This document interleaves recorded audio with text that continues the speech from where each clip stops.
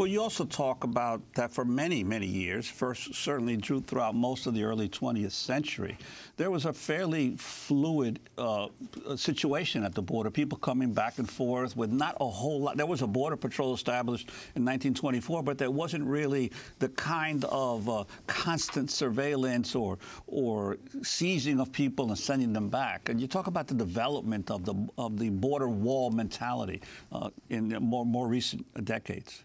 When I was a kid, there was no fence. Migrants would come across the border, yes, illegally. And we're talking now in the 60s and early 5 years ago when I was a kid.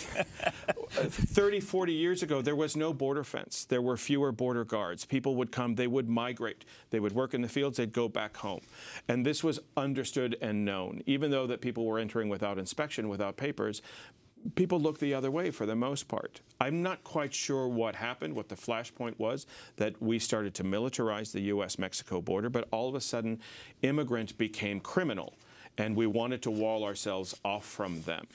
We have more undocumented immigrants in the United States than we've ever had because it's hard to get in. Now that people, when they finally do get in, they stay. And they not only stay, they bring their families in at a later time when they can. So we have this swelling effect because of the way that we manage our borders. I don't know that we've had a terrorist that's come up from Mexico. We haven't had some sort of an attack from Mexicans in the United States, and all of a sudden we have this sort of militarized infrastructure.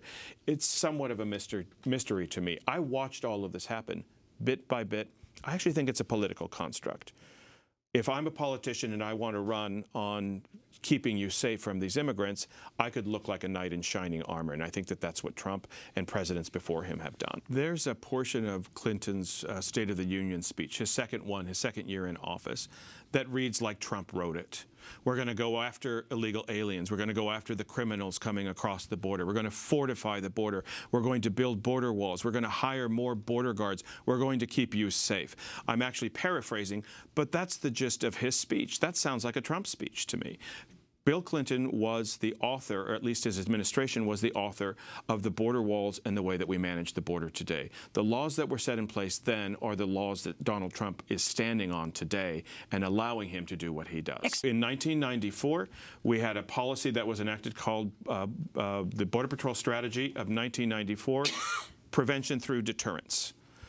Let's build border walls in front of San Diego, in front of El Paso, and a couple of other major cities along the border, and let's purposely force migration through the deserts and through the mountains. That's on purpose, because we're going to let the terrain take care of them.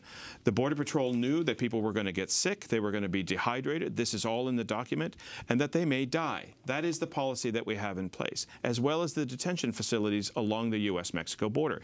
Everything was geared to the fact that we were going to shake people up. They knew very well that they weren't going to keep people from coming, but if they did come, they were going to know that we meant business, and they were going to take that message of deterrence back home.